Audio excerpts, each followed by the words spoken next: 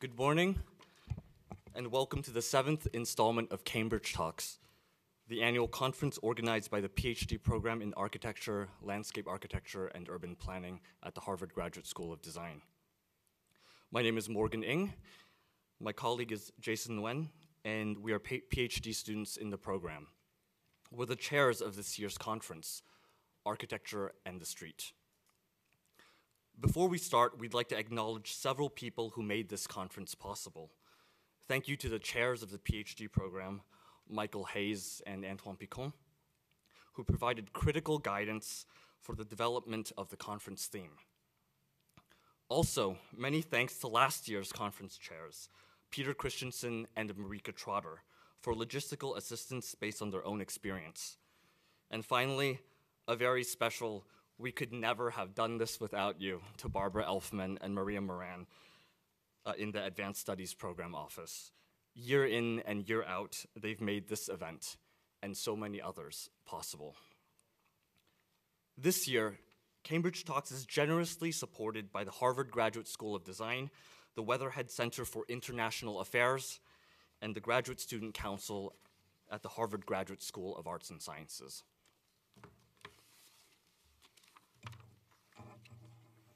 Today we center our attention on the street, or more specifically, to architecture's critical relationship to it.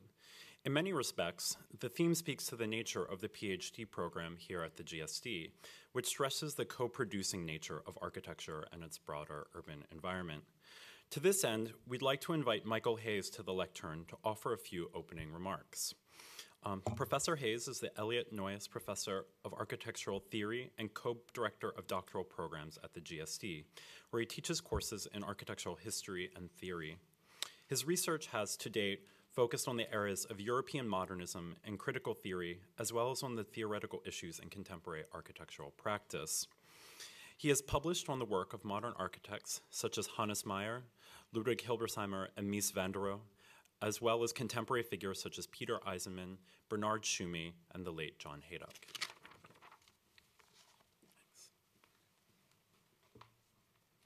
Thanks, Jason. Thanks, Morgan.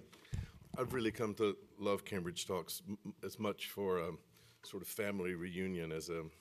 I mean, I enjoy the content, right? But I also like. We no doubt have the coolest PhD students in the world. So I don't know how many of you were able to come to the little colloquium yesterday on sort of methodology and architectural history and theory. But inevitably, as I was thinking about today, I was still thinking also about the discussions we were having. And in my comments, I just want to remind you or tell you, if you weren't there, we talked about the difference between what Brian Norwood would call the specific little, doing history as a specific little series or as a small sample versus large scale sort of historical totalization in the Marxist sense. We talked about knowledge versus action and that sort of thing. And I just had those in mind as I was thinking about the street. And I want to urge the audience or suggest to the audience that we maintain a dialectical position as we listen to today's talks. Dialectical first in terms of subject, that is to say, I think Walter Benjamin's flaneur is going to appear as a type and a form of the city occupant again and again, because I think it's actually one of the few theoretical models we have of the street subject. But as Stanford Anderson reminds us in this sort of canonic collection called On Streets, he says, the street is collective human movement institutionalized. An individual may clear or mark out a path in the wilderness, but unless he's followed by others, his path will never become a street. So I don't think we have actually, surprisingly, good collective model, a model of the collective subject of the street.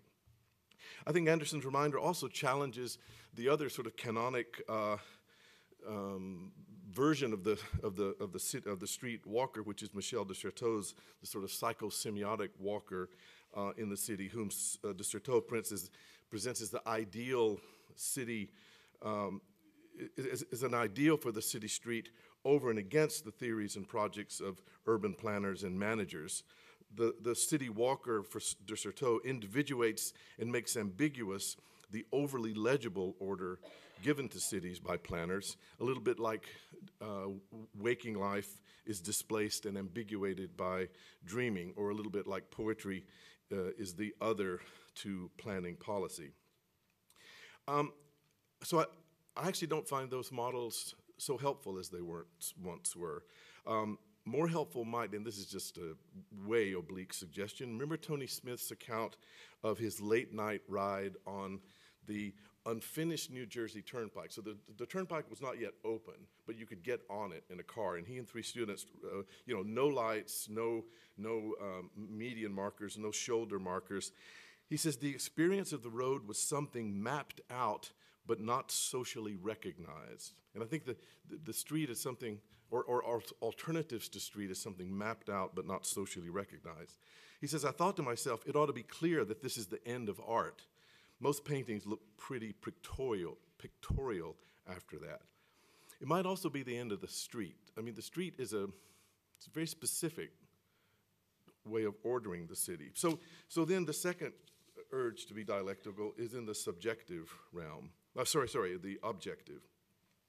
Even as we probe in depth and in detail the forms of the street, we must also somehow simultaneously think beyond the centrality of the street as the arbiter of urban and social order. Think of things mapped out but not socially recognized. The slums of Mumbai. I mean, Siam already challenges the street. LA already challenges the street. Nobody walks in LA, right? So we have to think, as we go through our in-depth study of the street, we have to constantly keep in mind the street's other, okay? So remain dialectical, that even if the street can no longer be called upon to stand as a singular determinant of urban order, what aspects of contemporary urban inquiry might be available or might arise from the study of the street to extend and thicken our accounts of the city. And then just finally,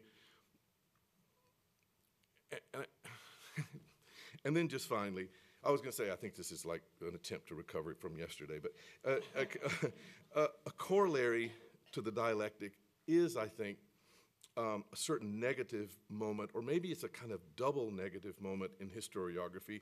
And by that I mean it's the moment when we realize that to a certain extent we must write both the historical necessity of these events and a kind of necessary failure of the very form we're studying. I think we're obliged to do that. We're obliged to put our small samples, our little series into a larger sort of framework of necessity.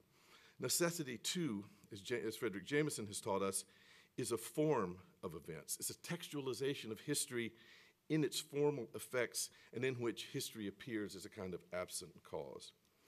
And about this negative moment, Jameson writes, the purpose of the theorist is to build as powerful a model of the situation as possible, and as all-embracing, systematic, seamless, and self-perpetuating. I realize this is highly contentious.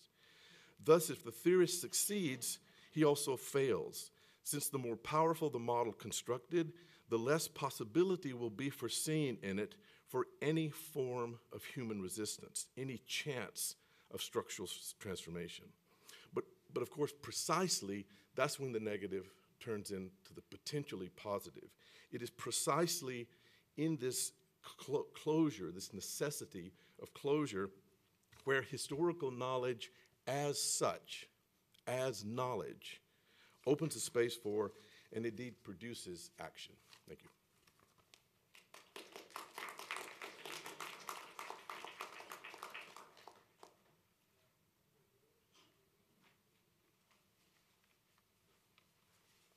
Thank you, Michael.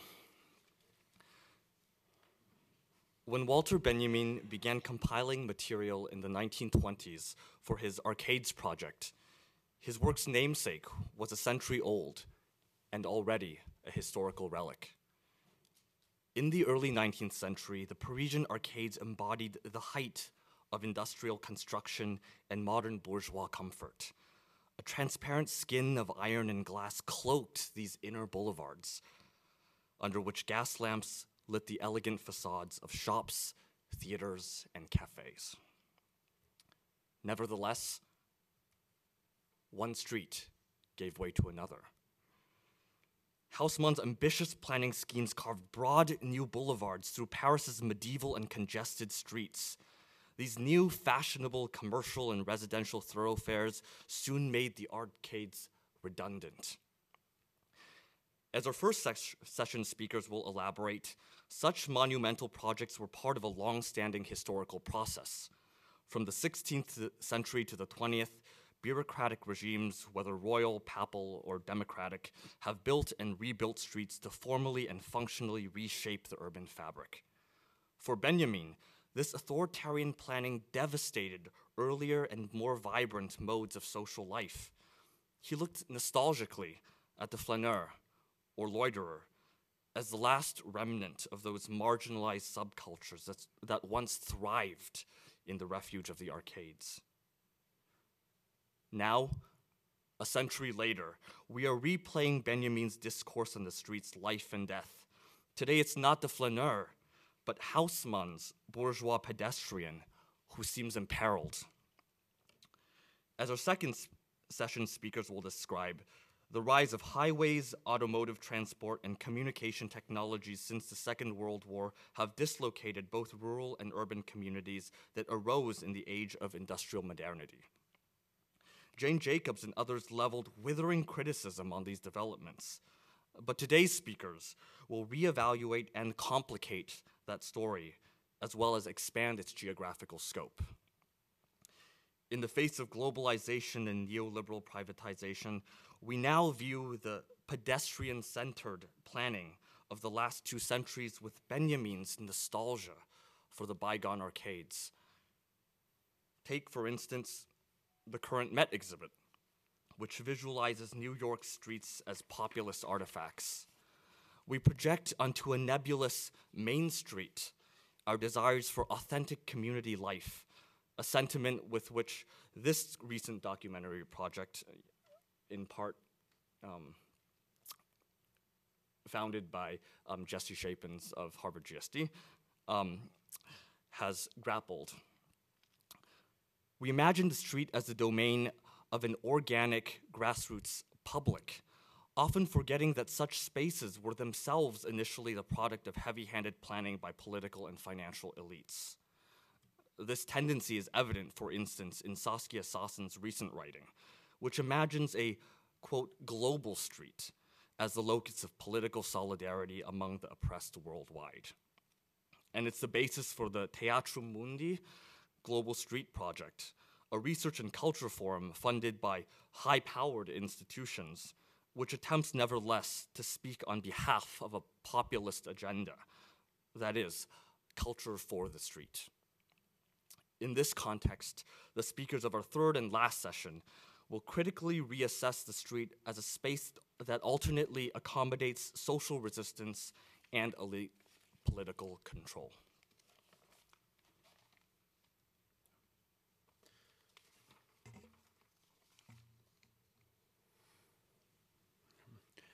As an architectural element, the street therefore plays a double function for us. That is the site for constructing new futures, as well as a repository of our cultural past. In the early modern period, architects consciously ascribed to the street this dual role. Consider, for a start, Mario Cartaro's 16th century map of Rome, seen here. In this aerial view of and into the Eternal City, he stressed the idea of the urban network. Such maps cast aside medieval conceptions of the city as an agglomeration of discrete objects, as suggested on the left by Taddeo di Bartolo's fresco. Instead, they emphasize the city's connective tissue, which linked ancient and modern structures into an organic, unified whole. At the site of the street, therefore, architecture and the city engaged each other dialectically, bringing the symbolism of form into tension with the social, political, economic, and technological contingencies of urban life. Such is the condition exploited in Giovanni Battista Piranesi's 1762 Campo Marzio plan, as analyzed in magisterial fashion by Manfredo Tafori. Here, architecture in the city also ornament and infrastructure, violently collide, suggesting perhaps that the street destabilizes as much as it unifies. In other words, its role as the site of future aspirations and past memories is one wrapped in contradiction. In the wake of the modern era and the industrial, social, and political revolutions that ushered it into existence, the street has morphed into ever new and unexpected forms. With the advent and eventual demise of rail, subway, and highway systems, streets became integrated in entirely new ways in the modern city. We see an early example of this in the proposal for Vienna's Ferdinandsbrück by Otto Wagner, who optimistically employed industrial materials in the bridge's design, in turn refashioning the nature of the city itself. Some 70 years later, Denise Scott Brown, Robert Venturi, and Stephen Eisenhower would further trouble the boundary between architecture and infrastructure, writing and learning from Las Vegas that, quote, "The strip eludes our concepts of urban form, not chaos, but a new spatial order related to the automobile and highway communications in an architecture which abandons pure form in favor of mixed media," end quote. Though the sprawl that so fascinated the trio was met with critique by much of the architectural establishment, it nonetheless transformed the way we understand the city as a whole. How else can we begin to understand projects like New York City's High Line by field operations in Diller, Scofidio, and Renfro? As an industrial ruin transformed into an elevated promenade, it prompts questions concerning architecture and the street in our current period. How is the urban pedestrian actually understood here? To what degree does the project exploit, mobilize, or undermine traditional notions of nostalgia, here referencing Benjamin perhaps? And how does it point toward a new urban reality? Today, the street proves more complex than simply architecture's inverse. In certain cases, perhaps such as this, the categories of building and street are so intertwined as to be virtually indistinguishable. As historians of architecture, landscape architecture, and urbanism, we hope to bring our disciplinary attentiveness to space, form, and materiality to parse the street's shifting function within the built environment. The title of our conference is Architecture and the Street, yet we could just as easily say that in today's age, perhaps architecture is the street. With that, we take up these issues in our first session, titled The Street Between Infrastructure and Architectural Form. Our first speaker is Catherine Rini. Professor Rini currently teaches at the California College of the Arts, where she specializes in topics related to site and regional design, with an emphasis on infrastructure. She has been awarded numerous research fellowships for her work, including awards from the John Simon Guggenheim Foundation, the Fulbright Commission, the National Endowment for the Humanities, the National Gallery of Art, and the National Science Foundation.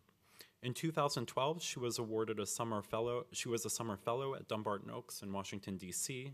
Her book, The Waters of Rome, Aqueducts, Fountains, and the Birth of the Baroque City from Yale University Press, published in 2011, received the 2012 Spiro Kostoff Award for Urban History from the Society of Architectural Historians, and the 2011 J.B. Jackson Prize for Landscape History from the Foundation for Landscape Studies. Quite impressive. Her talk today is entitled Walking on Water in Rome, Streets and Water in the Baroque City. Thank you.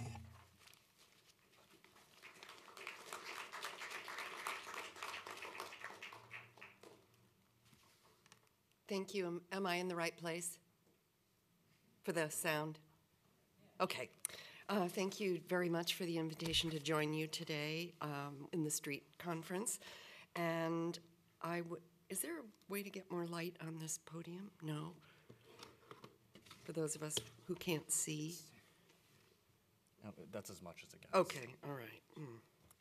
Okay, it's going to be a different talk. It's only 14-point instead of 16-point type. The street is a collective spatial creation, and the ways in which we perceive it play a critical role in how we use it. Whether dusty or paved, mundane or magnificent, streets are the arteries of social interaction in the body politic, settings for play as much as demonstrations, for commerce as much as strolling. We tend to think of the street as physically tough and resilient, something firm under our feet. And it is robust and hard-wearing for the most part.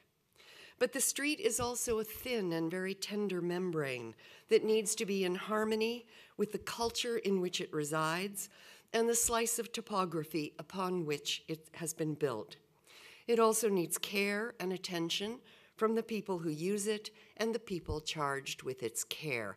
And the reason you see Mr. Berlusconi is when I was in Rome and I was searching sinkholes, potholes, Rome, and that's what came up. So, otherwise he wouldn't be there, it just, you know. To me, the street is a kind of cloak. It's also a kind of cloak, I should say, sometimes quite beautiful, that cities wear to protect the vital organs that pulse and flow with life beneath: subways, sewers, utility lines, and water. Today, I will explore some aspects of the symbiotic relationships between streets and hidden infrastructures. Most notably, the ways in which streets support a viable urban water supply and what the water supply gives to the street in return, and how they relate to a larger political order. Historically, as today, building a reliable and safe urban water supply system and building paved streets that are integrated at every level with the city requires the resources and administrative capabilities of a central authority. The administration can be imperial or despotic, as in ancient Rome and China, communal like medieval Siena, or royal, as in Renaissance Paris. Siena, for example, relied on the communal government to provide a secure water supply and to pave and maintain its most important streets, at least since the early 13th century. Reigning French kings had authorized Parisian aqueducts and fountains, and had authorized individuals under their own initiative to pave in front of their buildings as early as the 13th century. But as we shall see, individual initiative proved a failure. It was only in 1502 that street pavers, that is, the persons who pave streets, were organized by a royal charter paid out of royal coffers and required to implement citywide regulations concerning materials, slope, drain, gutters, etc. And as we shall see, consistent high quality was only possible when city streets were conceived of as a whole and became a public responsibility. Medieval Rome, that's not medieval Rome. Topographic map of Rome showing you where everything is. Sorry. I mean topographically as opposed to the streets that are going to be layered on top. Medieval Rome for the most part lacked aqueducts, fountains, and paved streets. As other cities were building strong central governments that could administer public works projects, Rome's various factions, popes, nobles, outside royals, and communal governments literally fought in the street. They fought each other for control of the city. There was little interest or money to provide infrastructure that expanded beyond self-interest. Also, the city had suffered while the papacy was in residence in Avignon during the 14th century. It was only after the papacy was permanently restored to Rome in the early 15th century that urban infrastructure improvements began in earnest. Pope Nicholas V issued a mandate in 1452 ordering that Rome's streets be paved. And I just show you the Bufalini plan I'm going to talk about. I assume you all know this because you're smart Harvard students. North is that way. I can't see. St. Peter's, the Colosseum, Piazza Navona, the Pantheon, just to kind of orient you. His first initiative was to pave portions of Via Papale, seen in red, a medieval processional and commercial route that ran through the Campo Marzio, the most densely populated area of the city. This map is from 1551, by the way. Street building and paving became more common after this. Pope Alexander Chigi, 1495-1503, built Via Alessandrina in the Borgo, And Pope Leo X Medici, 1513 to 22, lengthened, widened, and paved a road near Rome's port so that it now connected Piazza del Popolo in the north to his own new palace in the center of the city. In both cases, the newly built and paved streets were wider than others, which facilitated traffic, most notably of pilgrims, and which encouraged larger scale buildings. These streets also became magnets for development. At Via Alessandrina, which connected St. Peter's at the Vatican to Castel Sant'Angelo, the new residents were cardinals and wealthier members of the papal administration. This is that area.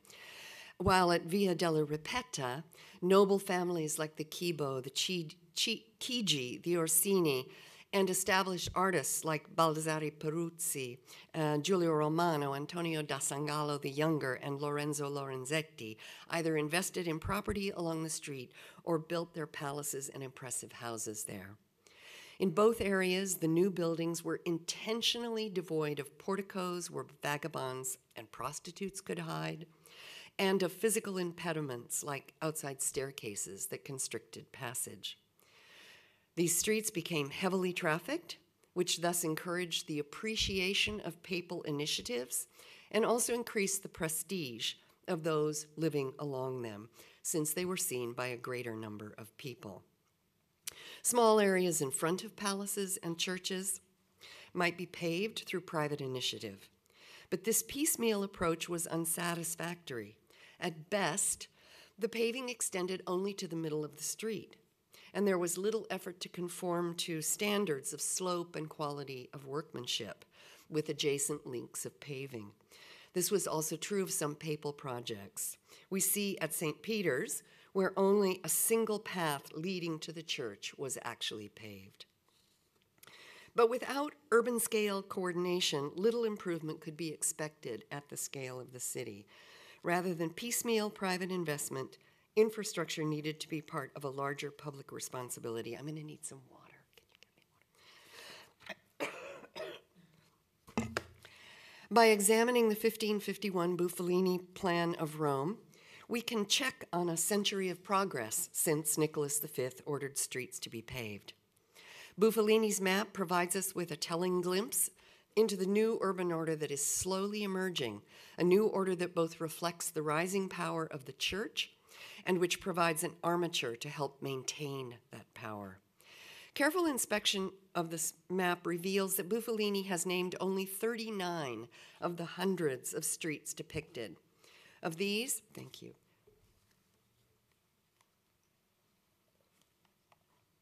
Allergies. Of these, half are ancient roads leading into the city, and there are a handful of ancient streets within the walls, like Via Lata, that still retain their ancient character, and other streets like Via Appia that still retain ancient name. 11 of the 39 named streets were important medieval streets, and the remaining streets had all been built during the previous half century. All but one of them was straight as an arrow. Bufalini, in his plan, gives his readers a glimpse of Rome's future development. When Bufalini made his plan, Rome still had only a handful of public fountains, drains, paved streets, and sewers. Oh, I'm sorry, these are the new streets. And the yellow ones are ones he didn't mention, but which you can also see are straight. These are the new straight streets. All this changed in the late 16th and early 17th century, when 3 ancient aqueducts were restored for the first time in 600 years. The first of these was the Aqua Virgo from 1570. It was an ancient aqueduct, the Aqua Virgo, built in 19 BC by Marcus Agrippa, that was fully restored back to its source for the first time again in 600 years. Terminating at the Trevi Fountain, the red dot, it served the low-lying area known as the Campo Marzio, and here's the Bufalini, I'm sorry to switch back, where 18 new public fountains were proposed.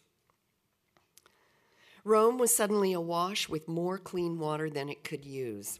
The water needed to be efficiently moved around, and the most efficient way was to lay new distribution conduits under the existing streets. Streets were torn up. Streets were torn up, conduits laid, and new public fountains were built. Water now flowed to an array of civic fountains, utility fountains, private palaces, houses, latrines, bathing establishments, industries, and gardens. As you can see from the Noli plan, where I show the first 10 years of work, although the desire had been to splash fountains throughout the Campo Marzio, the first public fountains were all built along straight streets. The big circles with a hole are the ornamental fountains, and the smaller ones are utility, like drinking fountains. Earlier papal initiatives, in other words, these long straight streets, had paved the way for the layering of additional infrastructures. Because the water flowed through gravity, there was no way to turn it off. So excess water leaving fountains, factories, laundries, monasteries, palaces, and houses could not be allowed to flow into the streets.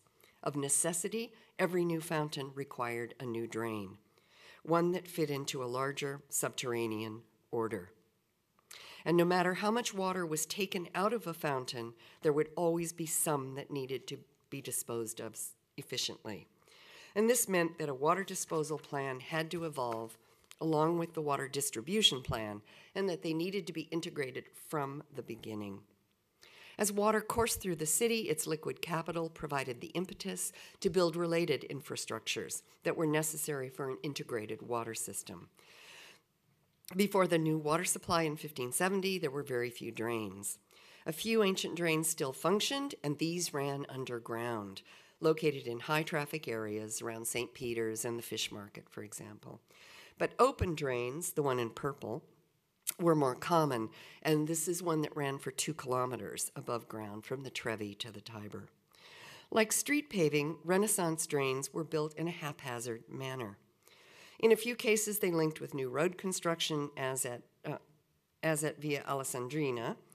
But even here, most drains often dealt with only a small part of the city. There was no vision of the city as an organic whole. Some Renaissance palaces had private drains built below their basements, Palazzo Farnese and Palazzo Alberini. These carried waste directly to the Tiber, and both palaces were right near the river. But beginning in 1570 with our water, street paving, particularly in stone, becomes widespread. Entire streets and piazzas are paved, most for the first time. The motivation to do this was complex, and several reasons are typically cited. The increase in the number of carriages, protecting and enhancing palace entryways, facilitating processions and pedestrian traffic, and promoting public health by keeping the streets free of mud and standing water. As significant as these social and cultural phenomena were, there were also important technical reasons. The most compelling, in my opinion, was the need to protect the costly and fragile new water infrastructure, the conduits and drains beneath the streets. They were all threatened by constant traffic of people, carts, carriages, and animals. For these reasons, street paving became mandatory and stone paving was preferred. Leon Battista Alberti had made this clear in 1450 when he said that drains should be considered as part of road construction for 2 reasons. They run under the center of the road and they affect their laying out, their leveling, and the drainage. Of course, this is not Alberti, it's New York, but you see that thin membrane of the street and then meters upon meters upon meters of stuff that's flowing beneath it. As stone-paved streets replaced muddy thoroughfares and protected the drains passing beneath them, the drains in turn provided an outlet for rain, thus ridding the streets of standing water, improving public health, and facilitating movement. Seen from this vantage, it becomes clear why stone paving was first used in front of the Trevi Fountain, it turns out, the terminus of the new aqueduct. Also, the area over the new underground drain was paved in stone. After this, the pace of street paving quickened. Streets directly over drains and conduits and piazzas with fountains were paved for the first time in stone. Entire streets, like the stretch between, were paved for the purpose of protecting the conduits that ran beneath the roads for the carriages and carts passing above, end quote. Because of the symbiosis between water and their protective streets, a new awareness of the paved street as a distinct entity emerges. The street is no longer simply leftover space between buildings. It is now an active player in the physical health and well-being of the city, a spur to architectural innovation and investment, and a protector of the water supply that makes urban life possible.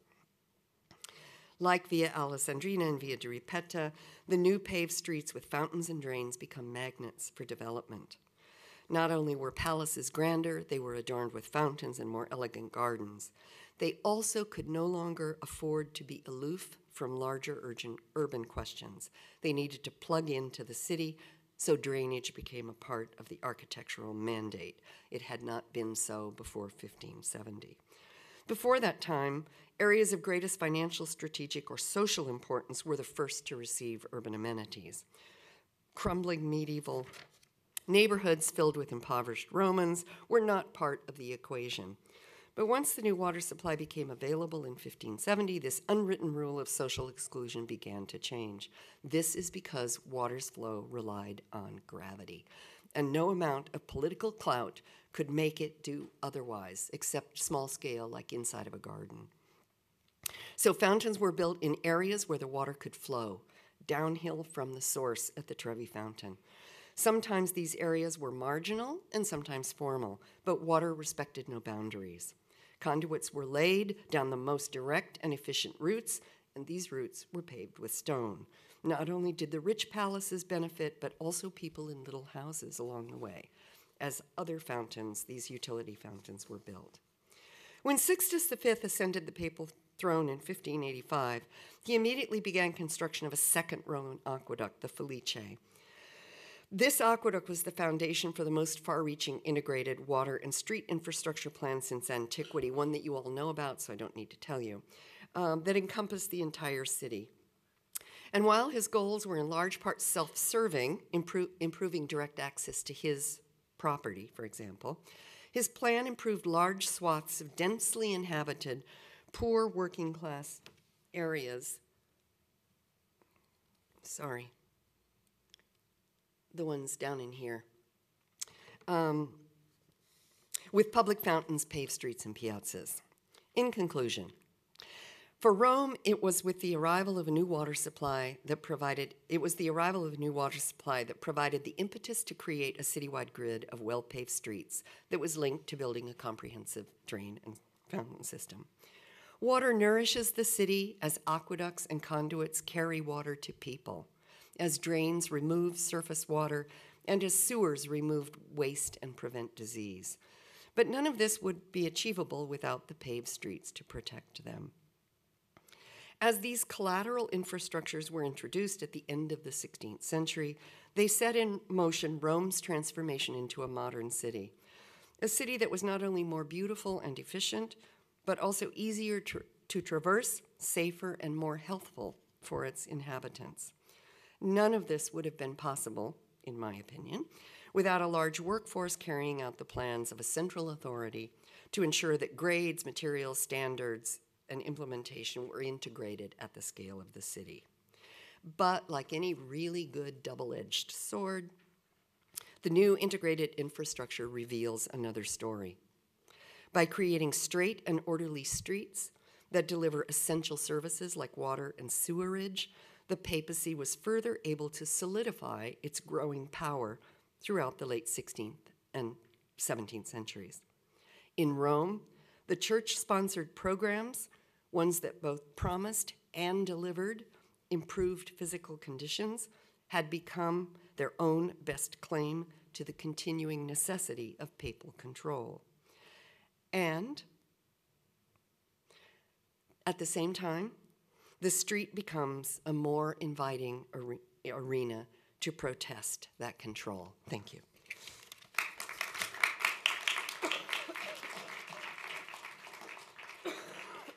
Excuse me. Sorry.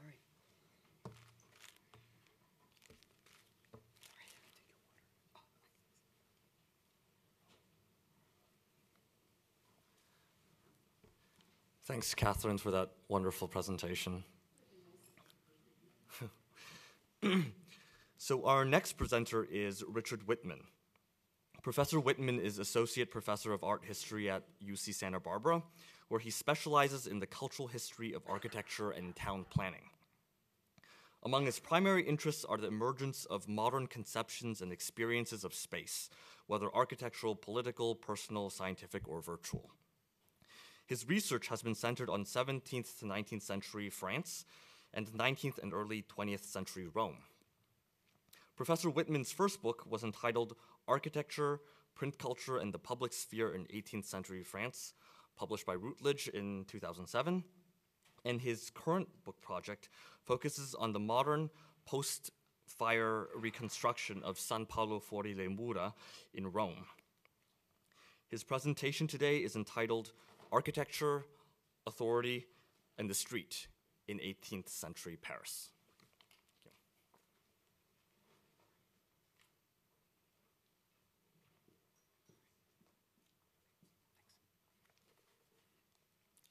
Okay, thanks. Thank you for the introduction. I want to thank Morgan and Jason for the invitation to speak today. I want to thank the GSD for hosting this event, and thank you all for coming. The development of an architectural public and the rise of architectural public opinion in 18th century France are now recognized as having been catalysts for the breakdown of the early modern economy of architectural theory, practice, and experience.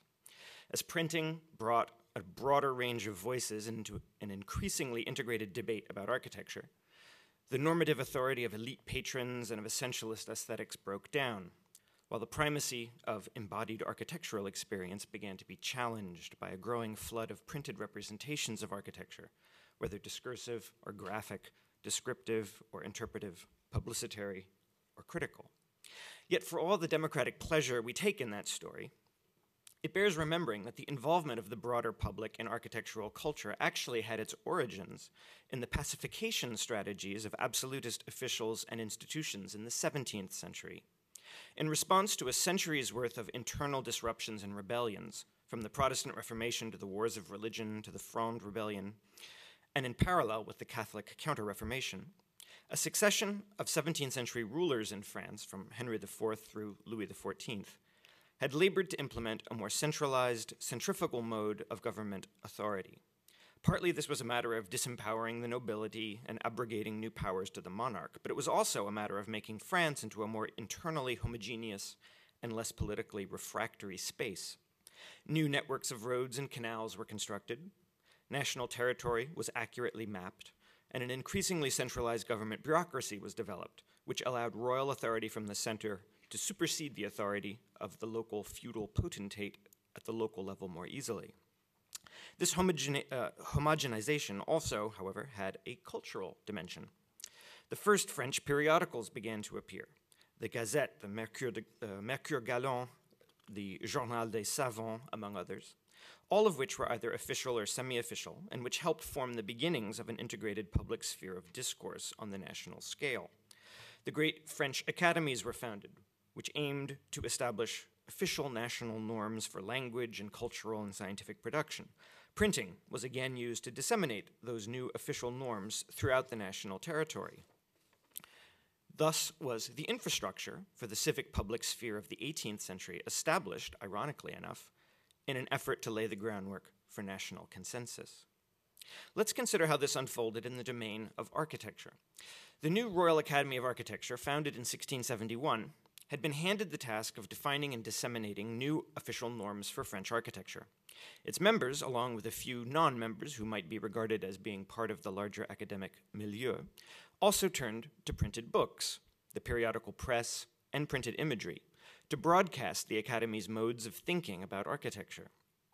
Their goal, in so doing, was to develop a better acculturated and more supportive national public to receive the state's increasingly institutionalized architectural policies. Out of the academic milieu thus came a barrage of architectural books between 1673 and 1699. These declared war on the surprisingly durable popular attachment to the Gothic tradition of building, and aimed instead to generalize the elite-educated preference for classical building, now officially defined as the national architecture. The charge was led by director of the Academy, François Blondel, who declared that artisans and masons had covered France with shameful, backwards, even barbaric buildings. Why were they barbaric? Because they were conceived in ignorance of true beauty. They were prized by the common run of people, not because of any objective merit, but simply because people had become accustomed to them, just as savages in faraway lands can regard barbaric sounds as beautiful music, as Blondel put it. There was, unfortunately, an embarrassing hole at the center of this theory, which was that no one really agreed on what specifically proved or guaranteed the academic belief in the essential truth of classicism. Some, like Blondel, were satisfied to argue by association. Across the ages, the most civilized men in societies had always preferred classicism. End of story. Others, like his rival Claude Perrault, had a sufficiently relativistic perspective to see the potential weakness of that claim, and instead justified the official preeminence of classicism by arguing that human institutions were entitled to legislate rules where nature did not supply them, in architecture as much as in matters like, say, grammar. This, he suggested, entitled the king, via his academy, to establish classicism as the standard. Slightly later, yet another perspective argued that it was the superior rationality of classicism that justified its supremacy. Thus, Jean-François Philibien des Avaux, in a 1699 essay comparing the classical and Gothic systems, argued that, quote, the true rules of this art forbid the production not only of anything that cannot be justified in rational terms, but also of anything that does not bear in it a perceptible character of reason, unquote.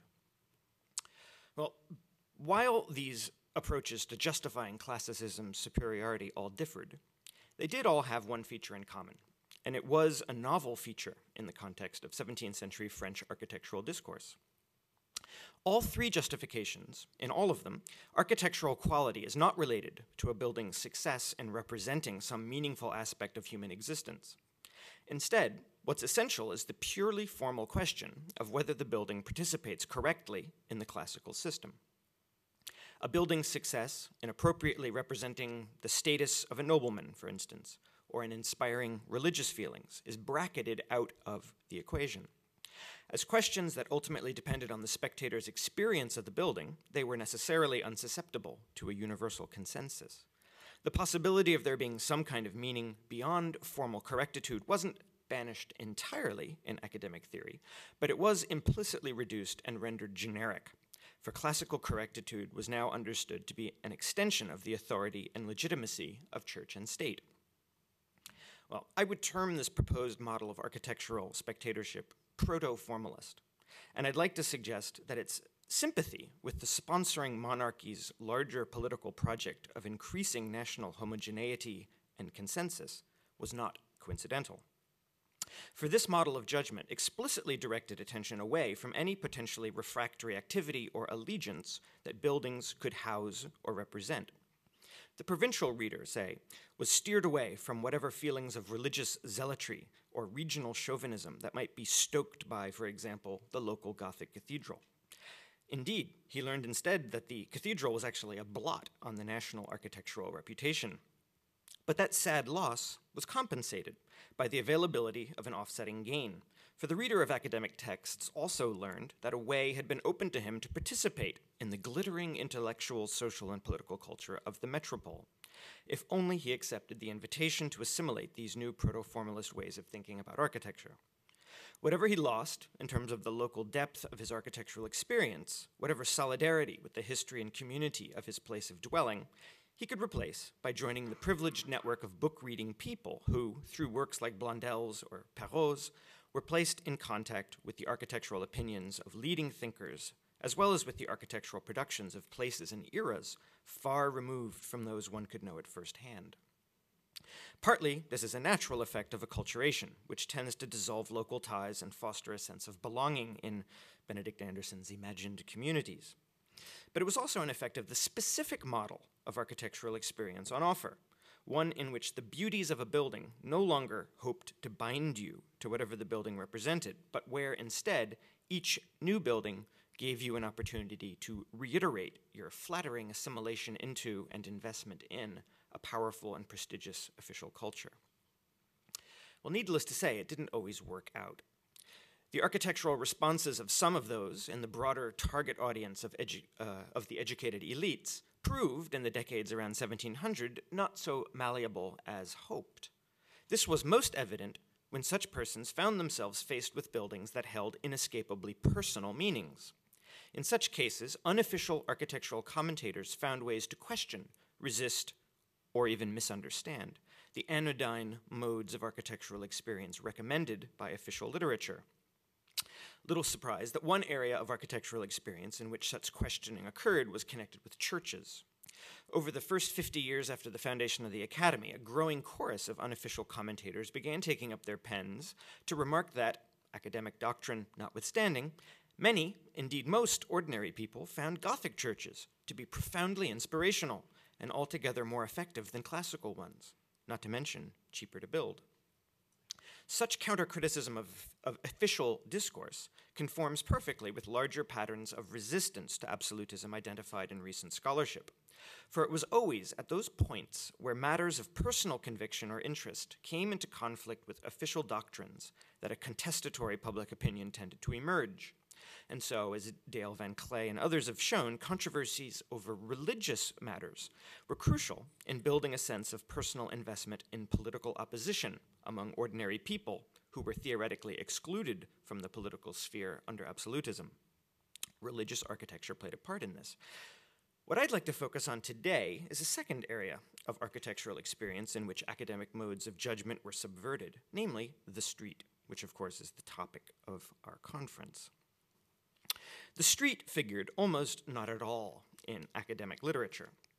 There was discussion of the orders, of the laws of architecture, of the history of ancient Roman buildings, of the nature of architectural beauty. There was a dictionary of architectural terminology, but there was nothing about town planning, nothing about the laying out of boulevards, the disposition of plazas, the multiplication of fountains, the value of green spaces, or any of that.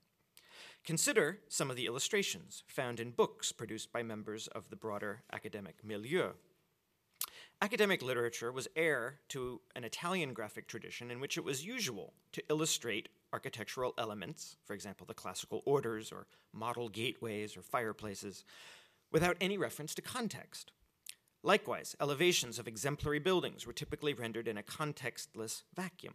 And this is logical enough in an elevation drawing, which after all is not perspectival, and which it would be frankly illogical to illustrate in a perspectival setting. But then look at what Claude Perrault did for the frontispiece of his monumental Vitruvius translation, which, to my knowledge, was unprecedented. In the foreground, we see an allegory of France being presented by the arts with, no surprise, Perrault's new translation of Vitruvius, as plenty whispers approvingly in France's ear. This all occurs in an imaginary belvedere overlooking a fictitious landscape. In it, we see three recent Parisian buildings, real buildings, all by Perrault. The Porte Saint-Antoine on the left, the Louvre in the middle distance, and on a hill in the back, the observatory. The obvious message is, this book will lead to the creation of lots more buildings like these ones. But what's noteworthy is that the three buildings, which are rendered perspectively, are not depicted in anything like their actual relationship to one another in real space. If we look at a map of Paris, the observatory, and this is another map where the north is not in the north here. In fact, the south is to the right and the north is to the left here. So you can see where the Louvre is on the river, you can see the observatory in the upper right, and you can see the tiny Porte Saint-Antoine in the upper left. Oops. In other words, so these buildings are not depicted in anything like their real position in space, nor is the topography remotely accurate. The Louvre is in fact along the river, and it's not actually shown here connected to the rest of the palace behind it, and the observatory is not in fact on a hill. So Perrault has taken these three buildings and rendered them, in perspective, in the kind of contextless imaginary space previously reserved for elevation drawings. The implication is that what matters is the design idea, rather than the material building in its actual setting. Setting, which in the case of all three of these monuments meant the street, is a contingent factor with no relevance to our understanding of the building itself. Now, it can be difficult to know what ordinary readers made of images like this, and of the academic perspective on architecture more generally. Fortunately, though, we do possess several contemporary books by writers who tell us up front that they have been reading academic literature, and examining them, we can discover that the kind of bracketing out of context championed by the Academy did not always come to them very naturally.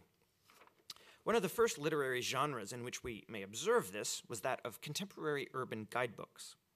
By their nature, these were not armchair books, but rather jacket pocket books. When they contained images, they often evoked that itinerant quality, such as this one here, which on the frontispiece shows people arriving on horseback with a town and its spires visible in the distance. But in France, such books had traditionally not been very connoisseurial. More concerned with the practicalities of travel, they pointed out the sites and made sure you visited the right places, but they also made sure you knew where to find a good clean bed or cheap wine and so forth. When they did get you into a historic church, they generally offered you very little coaching about what you should admire or censure. It was assumed that you would see for yourself what was impressive. But in 1684, this changed forever, when a literary priest and former language tutor named Germain Brice debuted the first edition of a new Paris guidebook. Brice's perspective on the city had been formed directly by his encounter with the new academic literature. Brice had formerly made a living in Paris giving French language walking tours to noble tourists hoping to improve their French. In doing so, he'd noticed a distinct gap between his own innate architectural preferences and those of his better-born charges. Determined to improve himself, he immersed himself in academic literature in the works of Blondel, Perrault, and Philibien. He'd gone to Italy for a study tour. He returned home and decided to put what he had learned to work writing a book about Paris. And from the minute we pick up Brice's book, it's apparent that his academic connoisseurialism is here entering new territory. First, the book is small, pocket-sized. Its first illustration is a fold-out map of Paris, a vivid invitation to take the book with you out into the street. Next to Blondel's book, this implicitly announces a shift in focus from the design idea in the architect's mind to the design as it is experienced by the spectator, out of doors with feet on the ground. The implication of this becomes clear when we read Brice's text. For example, when we encounter his passage on the Church of Saint-Gervais, the first words tell us that it's a little further along from the Church of Saint-Jean. So right away, Saint-Gervais is situated in real space. After a brief history of the parish, Saint-Gervais is the blue one here, Brice notes that the church is very nicely built in the Gothic taste, with high vaults and chapels. He notes there are some good paintings, but he says the best part is outside. The superb portal, he writes, will occupy you much more agreeably and force you to admit that there's nothing more beautiful to be seen anywhere. But then he makes a remark that you can't imagine an academic writer making. If the square in front of the portal were more spacious, he writes, then nothing would prevent this work from showing itself in all its magnificence. So with that one line, Brice situates himself. He's not looking at an elevation drawing or trying to grasp the architect's idea. He's standing there in the street, wishing he could get an unobstructed view of the building he'd come to look at. His real interest lies not in the architect's design, but in what that design contributes to the spectator's desiring experience of that place.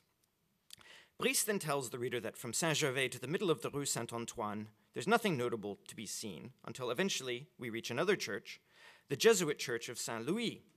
Brice gives an initially rather favorable account of the facade, although he then backtracks and points out that they were not sparing enough of the ornaments and that it's too loaded with palm branches and figures and so forth. So he criticizes the building a little bit.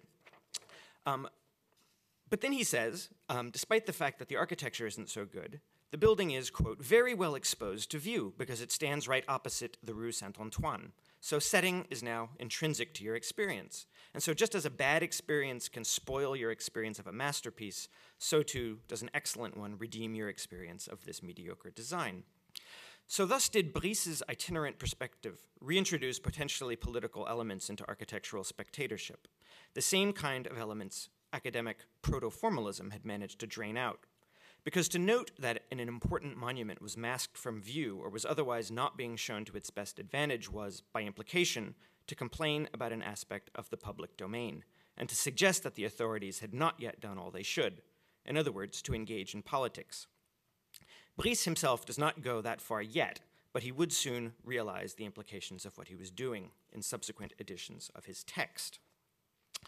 Let me skip ahead a tiny bit. In his discussion of in his 1713 edition, Brice talks about the Saint-Germain quarter in Paris, where new townhouses had been springing up at record speed, magnificent new houses. And Brice writes, this same quarter would have far greater beauty and would triumph over all the others if an effort had been made to make some embellishments, as are made in most other parts of the city in which new streets are laid out and new squares are open. And he suggests specific places where these piazzas could be placed. So he moves here beyond implication. He publicly upbraids the government for its inaction and tells it what it ought to do. This wasn't proper behavior for a loyal citizen in an absolutist society. This is the behavior of a citizen, not of a loyal subject, I should say. A citizen pleased that there should be magnificent houses built in his city, but who asks aloud why the public space from which he must experience them is not commensurate in its magnificence. So just in conclusion.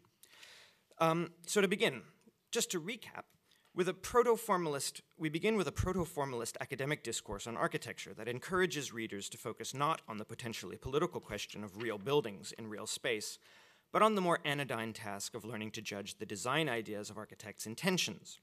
Academic literature succeeds in sparking the beginnings of a nationally scaled discussion of architecture, but one in which unofficial participants from the start reject this bracketing off of reality, of contingency, and of real perspective, and by implication, of politics.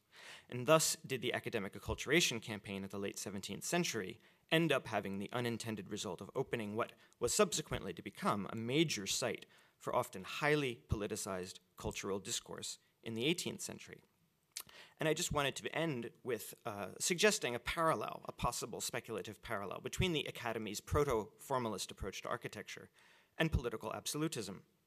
Absolutism aimed to salvage a feudal social structure, particularly the idea of the nobility, against a growing economic mobility that was beginning to uncouple social power and prestige from blood, and instead to attach it to wealth.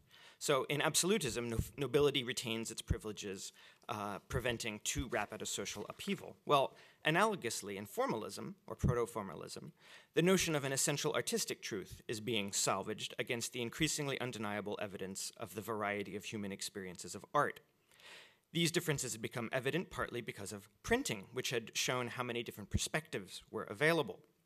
In formalism, art officially retains its connection to essential truth, but in doing so, it loses much of its meaning, since the meanings were exactly what had made consensus difficult to achieve. So these texts, last sentence, I'm getting signs that I'm out of time. These texts reveal the street to be something much more than a liminal zone where the essential realities of design structures rub up against the contingent realities of the everyday. Instead, the street here is revealed as the primary site for the social and political life of architecture, as the place where the unspoken desires of power, so often masked by stated intentions, can be most clearly discerned or exposed. Thanks.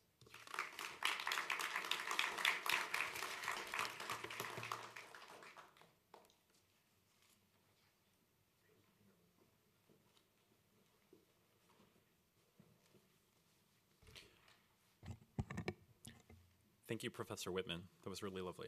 Our final talk of this panel is by Eric Mumford. Professor Mumford is professor of architecture at the Sam Fox School of Design and Visual Arts at the Washington University in St. Louis.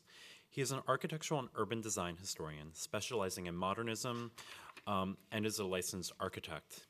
He is author of The Siam Discourse on Architecture, 1928 to 1960, published by the MIT Press in 2000, the only book-length study of the International Congress of Modern Architecture. He is also the editor and co-author of Joseph Louis Serres, The Architect of Urban Design from Yale University Press, published 2008, and Modern Architecture of St. Louis, Washington University and Post-War American Architecture, 1948 to 1973, from Washington University and University of Chicago Press of 2004. And he is also the sole author of Defining Urban Design, SIAM, Architects, and the Formation of a Discipline, 1937 to 69, also Yale University Press from 2009. His talk today is entitled SIAM, CERT, and the Street.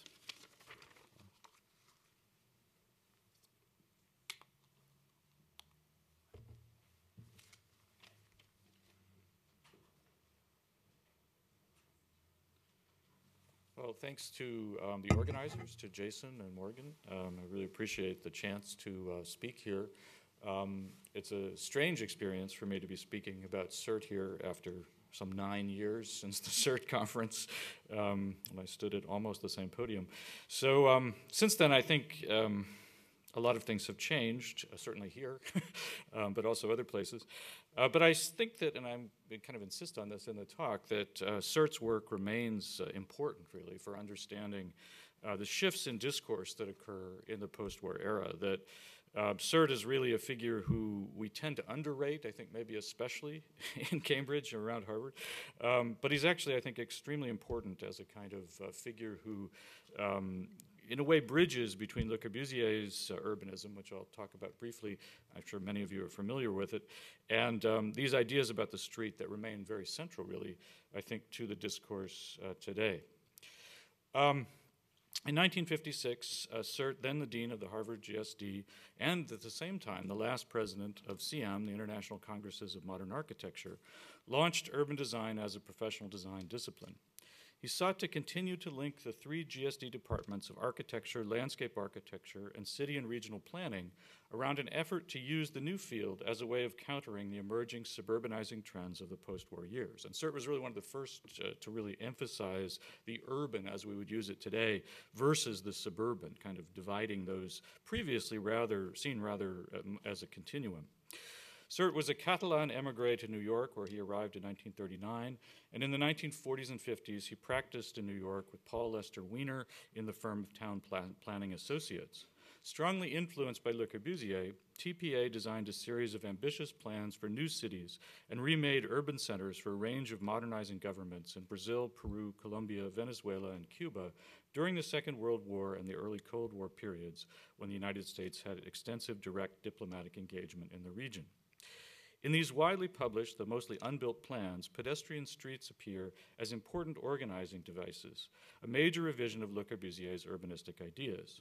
CERT and Wiener also encouraged the new urban planning legislation in cities such as Bogota and Medellin, as well as in parts of Peru, Venezuela, and Cuba, much of it then enacted, and CIAM members there took a major role in post-war urban development.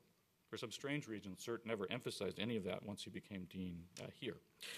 After CERT's appointment as dean, he and Siegfried Gideon, the CIAM Secretary General, made the ideas behind TPA's efforts in urbanism the centerpiece of the newer discipline of urban design, with a wide impact on later post-war directions in planning and urbanism, particularly their late CIAM emphasis on the importance of pedestrian streets and civic spaces for democratic political discussion. Yet for later generations, this focus on architect-designed pedestrian urban environments now often appears to be overly idealistic. CERT's goal of re-centralizing pedestrian-based cities in socially more egalitarian ways with a better relationship to the natural world, balanced habitat, as he would describe it by the mid-70s in an unpublished book which remains in the archives downstairs, has obviously not become the typical urban condition. This paper concludes with some consideration of the fate of the ideas of the pedestrian street as it developed in CERT's urban design program and beyond. The planning ideas that CERT and Wiener put forward and became central to urban design are evident in their many Latin American projects, and I won't attempt to go through those today.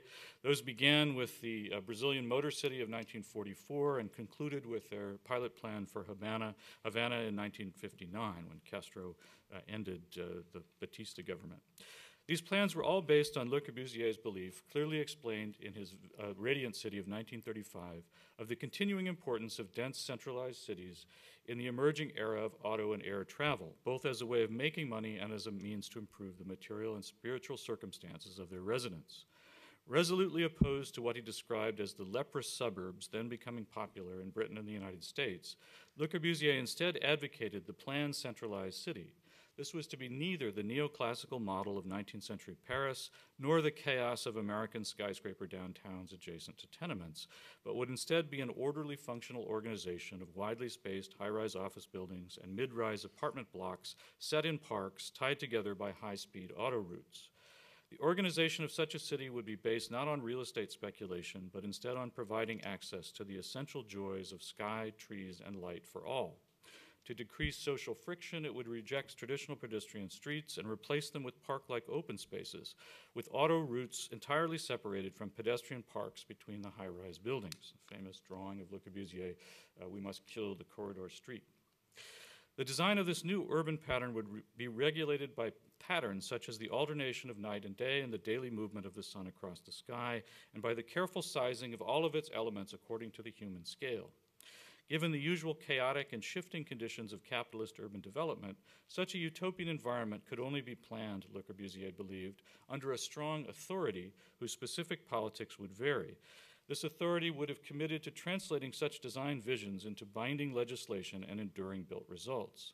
By the mid-1930s, these ideas began to be widely accepted in a variety of circumstances around the world and were codified by CM and eventually published in English by Sert in 1941 in his Can Our Cities Survive, and by Le Corbusier as the Athens Charter in France in 1943. The outcomes of these CM efforts were extremely influential after the end of the Second World War, but they also began to generate significant internal criticism within CM by the late 50s. Team 10, a group of CM youth members led by the British architects Allison and Peter Smithson and the Dutch architect Aldo van Eyck, rejected CM's emphasis on planning within the four functions of dwelling, work, transportation, and recreation, as well as rejecting Sert's efforts to focus post-war CM on the issue of the pedestrian heart of the city. They instead began to valorize more open-ended pedestrian environments, advocating streets in the air and environments of labyrinthine clarity that could potentially be added or changed to over time. Team 10's efforts paralleled those of the Japanese metabolist group around Kenzo Tenga, a Japanese CM member, who suggested that cities should grow and change over time organically, with the only fixed elements being highways and elevator cores that would function as relatively permanent trunks or stems. Although rejected by Team 10 as a member of CM's middle generation, Sert as dean nonetheless began to introduce many of these ideas into the GSD by the early 60s.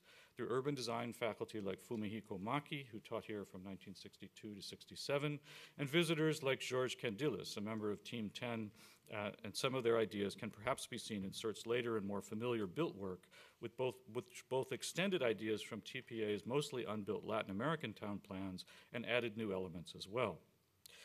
Despite his early work in Le Corbusier's Paris Atelier in 1928 and his lifelong admiration for Le Corbusier's work, Sert was not simply a CM organizer and Corbusian campus architect.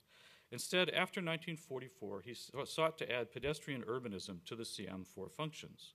This new direction is evident in his essay, The Human Scale in City Planning, published in the same edited volume as Siegfried Gideon's Need for a New Monumentality and Louis Kahn's Monumentality. Like Louis Mumford in his Culture of Cities and Eliel Saarinen in his book The City, published in 1943, Sert evoked medieval cities as models of pedestrian-based urban form. At the same time, Sert suggested that linear transportation systems, like those of the Mars Plan of London, could link pedestrian-based neighborhood units separated by greenways, which could then be assembled into larger metropolitan organisms. This new direction was already present in some ways in European and early Soviet CM discussions, but Sert developed the pedestrian and heart of the city aspects of it in more detail, in ways that soon led him to advocate the new discipline of urban design after his appointment as dean at the GSD in 1953.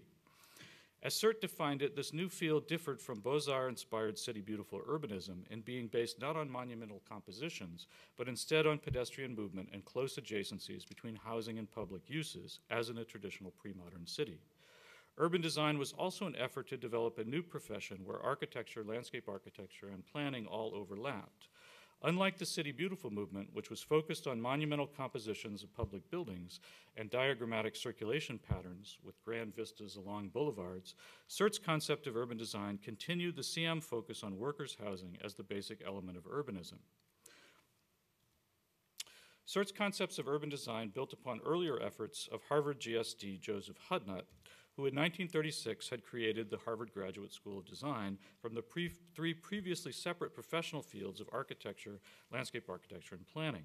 He saw all three as parts of a common field having processes and objectives where all are and should be in many respects identical. In line with CM, by 1940, Hudnut had defined all three disciplines as inseparable from the collective life, the smallest unit of which is the family, the largest the population of a city or region. Hudnut also emphasized that all three fields shared a common concern for the expressive values of three-dimensional forms, and he understood design at the GSD to mean, first, an arrangement of ideas, and second, an arrangement of visible forms which interpret those ideas. Hudnut's successful linkage of these three previously separate professional fields has remained central to the GSD since then, despite Hudnut's own conflicts with Walter Gropius several years after he had hired him as chair of architecture in 1937. Taking over as dean on Gropius's recommendation in 1953, in the wake of the contentious resignations of both men, CERT continued the GSD focus on integrative three-dimensional design across the three fields. He also introduced the field of urban design as a linking element among them at the 1956 conference. In doing so, he put an unprecedented emphasis on design at the pedestrian heart of the city, distancing urbanism at the GSD from the Gropius era. This new focus meant that unlike many of his CM colleagues, notably Le Corbusier, CERT did not reject the street, but instead advocated shops, lights, life near the ground, saying the dream cities of functionalist architecture conceived in the 1920s, where high buildings would be surrounded by vast public parks, would be an anti-civic utopia. The new direction is already evident in the pedestrian core he designed with Paul Lester Wiener for the Motor City in 1944, and he continued to explore similar ideas in the unbuilt new town of Chimbote, Peru, in their 1947 Lima plan, which CERT developed with Wiener and Italian CM member Ernesto Rogers, as well as the MIT-educated Peruvian CM member Luis Doric. CERT evoked the pedestrian roots of Rockefeller Center in a proposed new civic core near Exposition Park. His town planning associates teams then developed related ideas in extensive master planning they did in Colombia and Venezuela, much of which is now being studied, at least in Colombia, by scholars there. And they then transposed many of these same concepts to their Havana plan, which Tim Hyde here has studied in detail of 1955 to 58. Similar ideas are also evident in CERT's work in the United States, which of course many of you are familiar with, where he began working on Holyoke Center with his new firm of CERT Jackson and Associates in 1957. This was then followed by the Boston University campus extension of 1962 and the Harvard Merit Students Housing Complex called Peabody Terrace, the Harvard Science Center, and the Main Street on Roosevelt Island.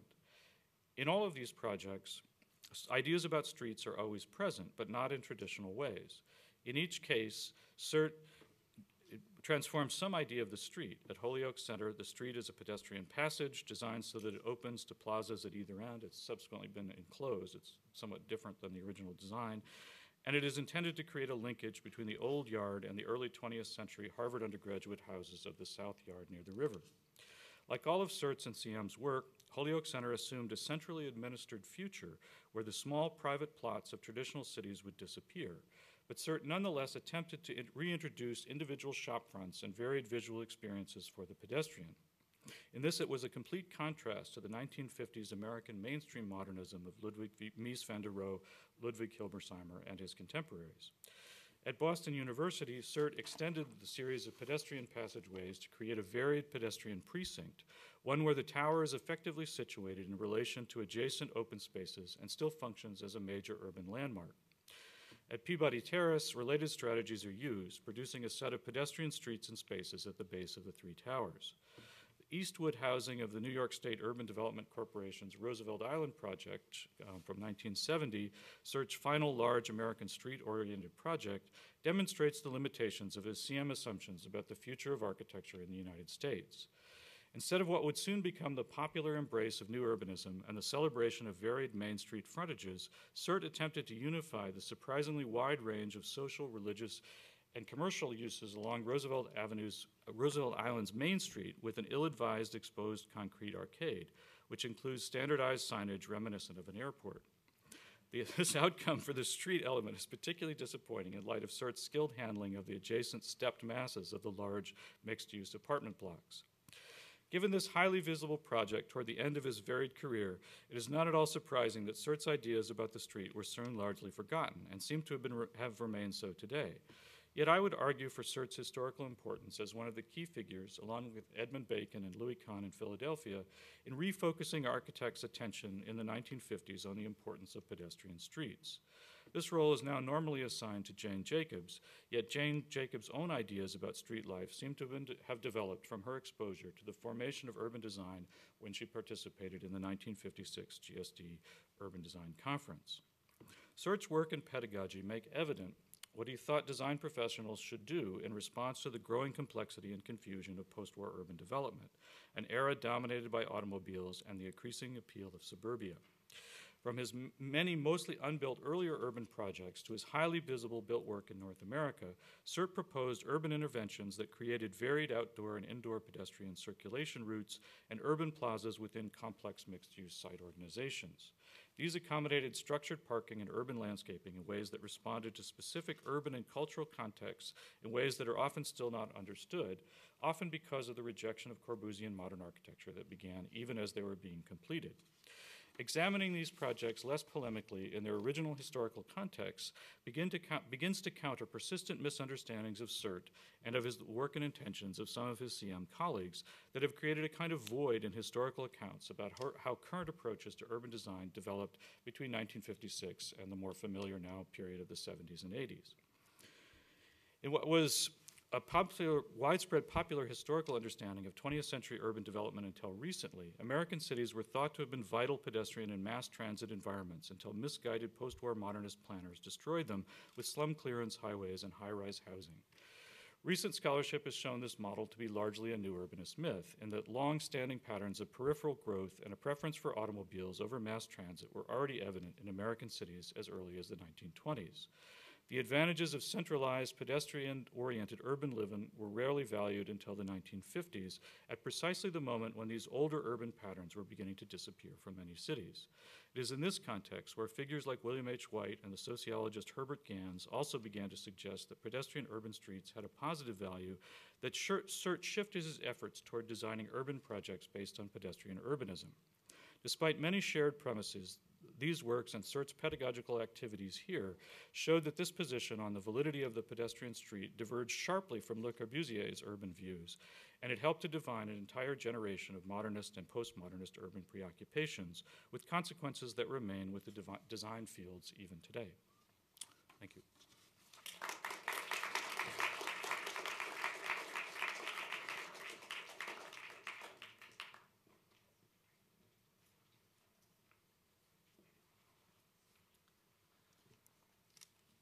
So I'd like to introduce our panel discussion moderator, Professor Sonja Dumpelmann.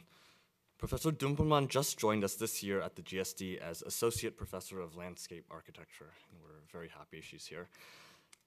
She received her doctorate at the Universität der Künste, Berlin, and her master's in landscape architecture from Leibniz Universität Hannover. Her research focuses on 19th and 20th century landscape history, with particular interest in the urban environment in Germany, Italy, and the United States. She's been active in design and curatorial practice and has held fellowships at the German Historical Institute and at Dumbarton Oaks. Among Professor Dumpelmann's many publications is a 2004 monograph on Italian landscape architect Maria Teresa Parpagliolo Shepherd, and several edited volumes on landscape history. Her forthcoming book is Flights of Imagination, Powered Aviation, and the Art and Science of Landscape Design and Planning, to be published by University of Virginia Press. Please welcome Professor Dumpelmann and the three panel speakers.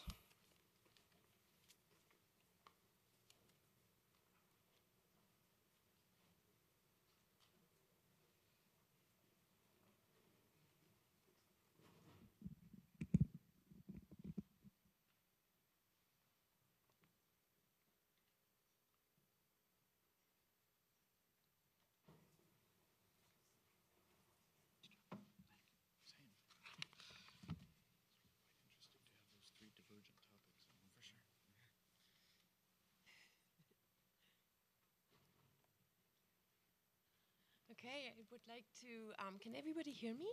Yes? I'd like to thank all our three panelists, first of all. And what I'm going to do is I'm going to begin with a couple of comments and then start off with two questions. And then we can take questions from the auditorium. So despite the different time periods and geographical locations that these contributions have concentrated on, there are a couple of recurring topics that I briefly want to point out and map out here. So first, we've seen that how in every period, whether it be the 15th and 16th century in Rome, the late 17th and early 18th centuries in Paris, or the 20th century in the United States, in particular, the street has been understood by authorities, governments, the public, and designers as other. And this was also mentioned earlier by Michael Hayes and also Morgan, and Jason pointed this out. So as Catherine pointed out, for medieval times, streets then could be described merely as the space between buildings. Only gradually in the 15th century did construction work on some Roman streets begin, and then Richard has shown that in the early 18th century France, streets in many architects' minds appeared to be non-existent. Only once they had been perceived as relevant context to buildings by non-architects were streets finally conceptualized as sites for social and political life, for the reenactment of difference, we might say, to use Sharon Zukin's words. And street functions were further differentiated as pedestrian precincts of many new city plans in the post-war years in the 20th century, while plans for pedestrian streets reinforced the spatial separation of activities. They also reveal, as Eric has elaborated, that there were many notable attempts to integrate pedestrian life into American and other downtowns.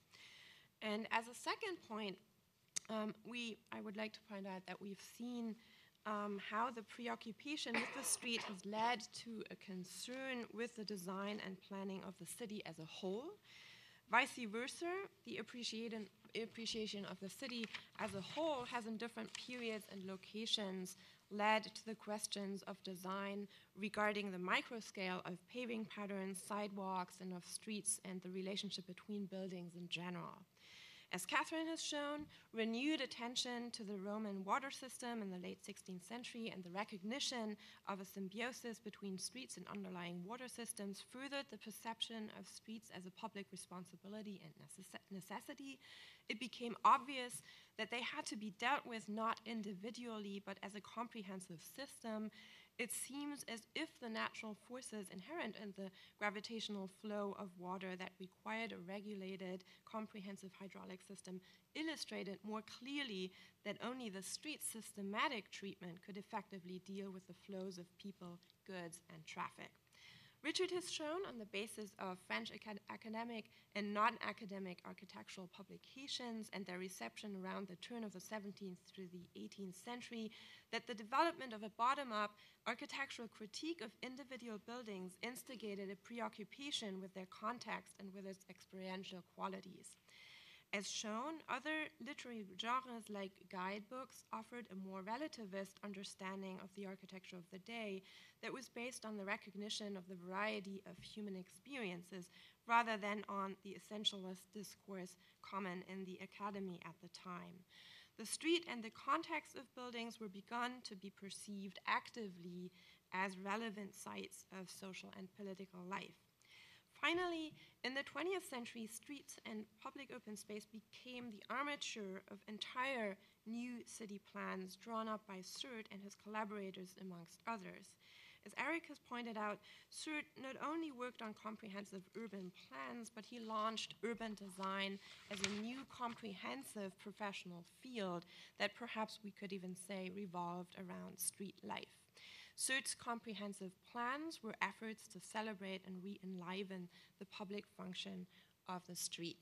So with this, I'd like to ask two questions to get started, or to offer, maybe even to offer some openings for further comments. So my first question regards the relationship between street design and political engagement. So how far did street design reflect or vice versa, instigate the political engagement of the public? And how far did the design and planning of streets lead to the regulation of public behavior, and thereby perhaps on occasion even to the confinement of the public sphere?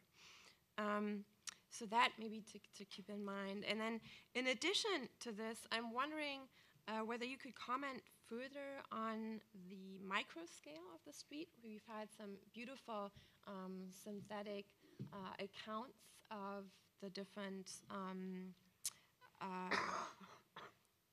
streets, or preoccupation with streets in specific periods and very specific geographical locations. But I was wondering whether you could comment further on kind of this micro scale. That means also on the role of the experiential qualities of street life and design. Earlier this week, the BBC asked whether Google Street View could change our behavior, and recounted that, amongst other things, people were using the program to check out hotels before going on vacation. I'm sure many of you have probably done that. And the people cited in the article used Street View to gain an impression from the images about what it would be like as a pedestrian, and to glean information about the hotel's context. So if we were to virtually beam ourselves back into this time periods treated in your contributions, are there any more details with regards to actual street life on the ground that may appear relevant for understanding the built environment? So in Rome, besides the naming and width of streets, were there any other elements that determined the hierarchy of streets?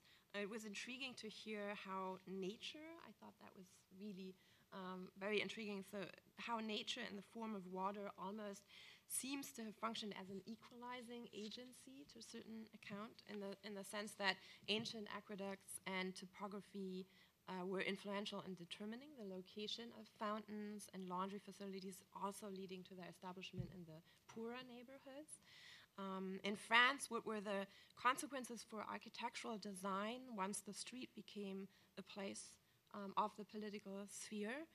And in Surt's planning concepts, how far did he involve colleagues from other professions to provide for comprehensive designs?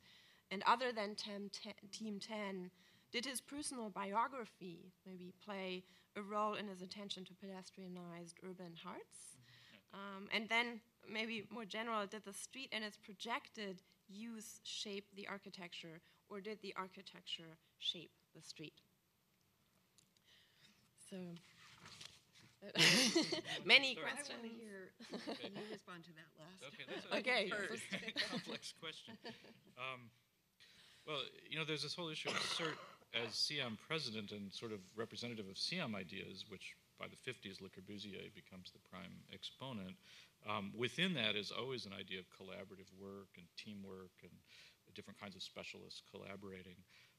But as we see with the example of Le Corbusier, and I think with CERT and Wiener, they put a certain emphasis on the signature designer in a way that the post-war period is kind of characteristic. In that they're not as successful as, you know, Louis Kahn, for example, but there is that idea that they're sort of the kind of form-giving designers. And I think that problematizes some of the urbanism in an interesting way, and it actually, to me, sets up then some of the later debates that in ways still go on in the field.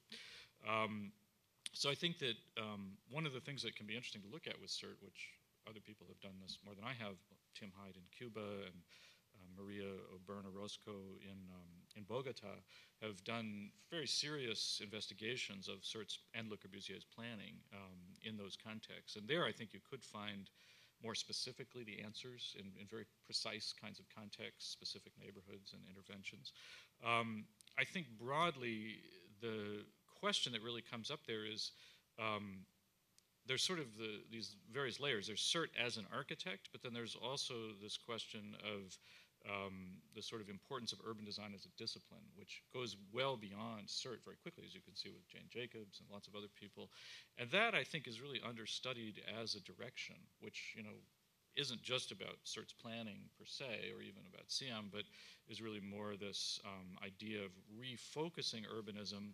But with CERT's work, as he continued to be a kind of named designer, he also continued to assume centralized authority in a kind of Corbusian way, and you can see that clearly at Roosevelt Island. It's a great example of it, and it's exactly the kinds of things that the '68 generation revolted against, and so it's in a way still a live kind of question, and these questions are very real if you go to China or something, where it's not yet gone through that kind of moment.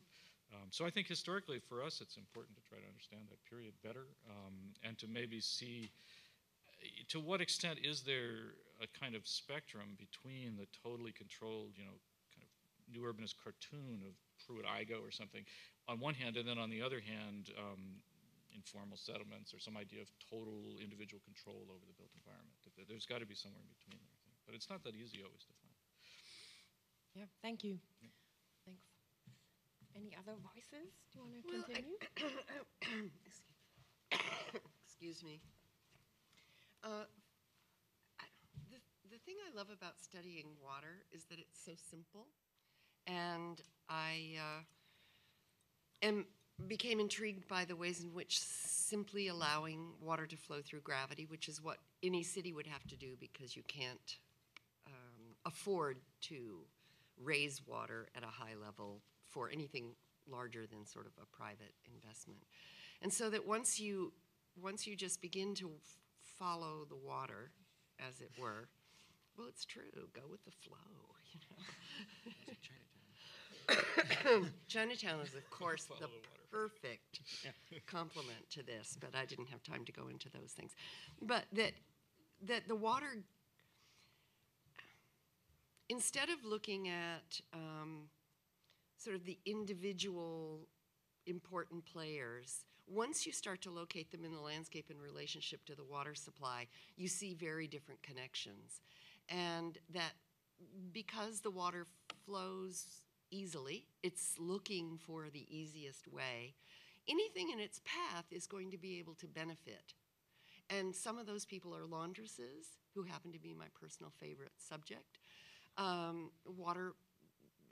Water just becomes central to the way they use parts of the street, for example, because it's part of their public experience. And then the map showing the dense medieval location where the Pope wanted those 18 fountains to go. That was this Pope Pius V, who's pious. He's actually kind of like Francis, the new Pope, as opposed to Benedict, for example. Well, it's true.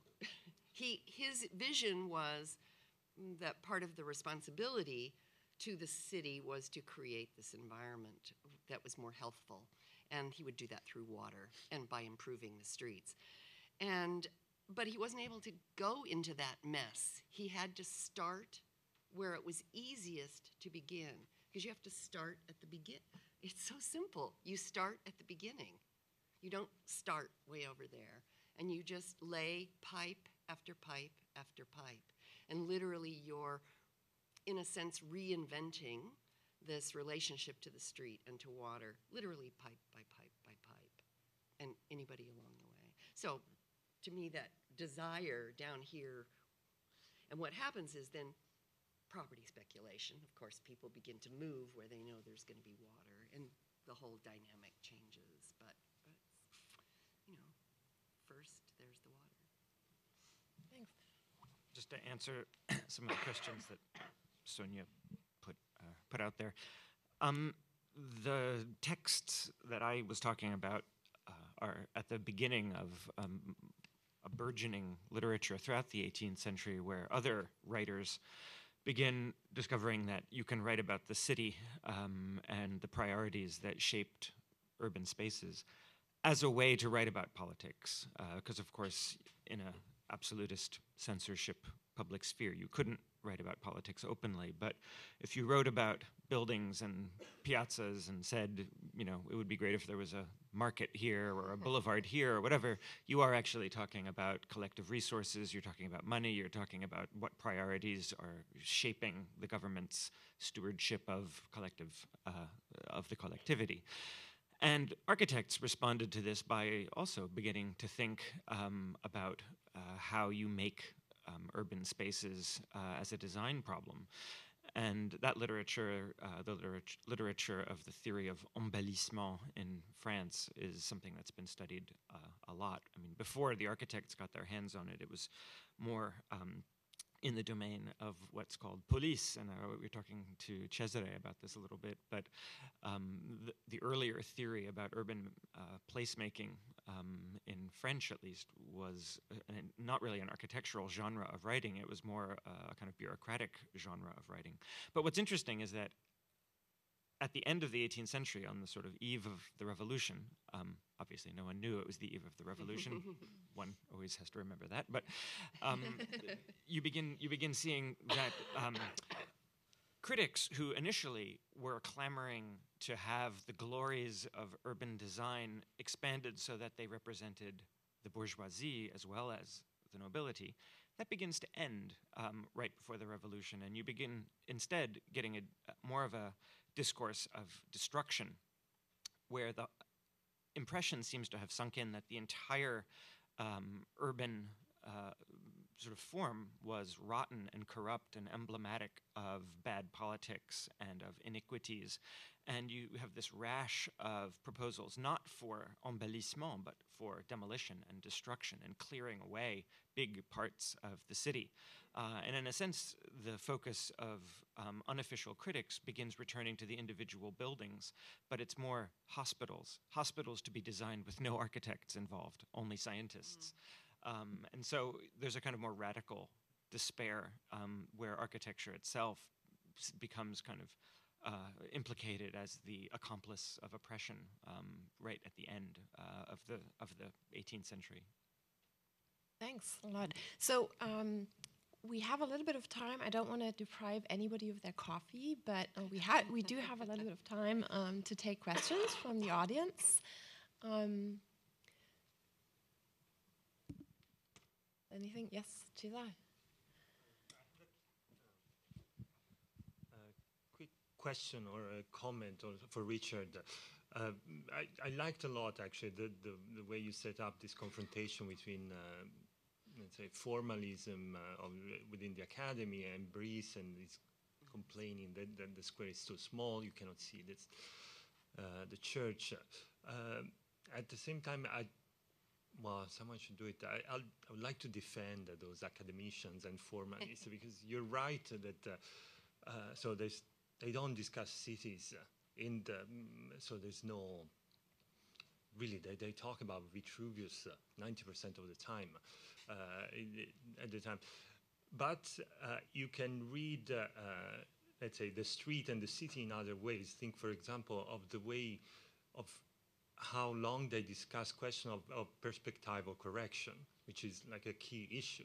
And it all has to do precisely with that question of from which point do you actually look at the building. And the other thing that, again, it's not very spectacular, but in those discussions at the academy, they discuss question of coutume, of customs, so precisely of not exactly building regulation, but really how certain property lines were managed as sort of legal disputes between buildings that are sort of essential for understanding how a city is actually built. Yeah. So they did think about. No, fair enough. And certainly there were official, administrative bodies for supervising what was known as voirie, which is sort of street, zoning, I guess we would sort of say, or something along those lines. And one of the first unofficial writers to respond to academic writing was Michel de Frémin, who I'm sure know his work.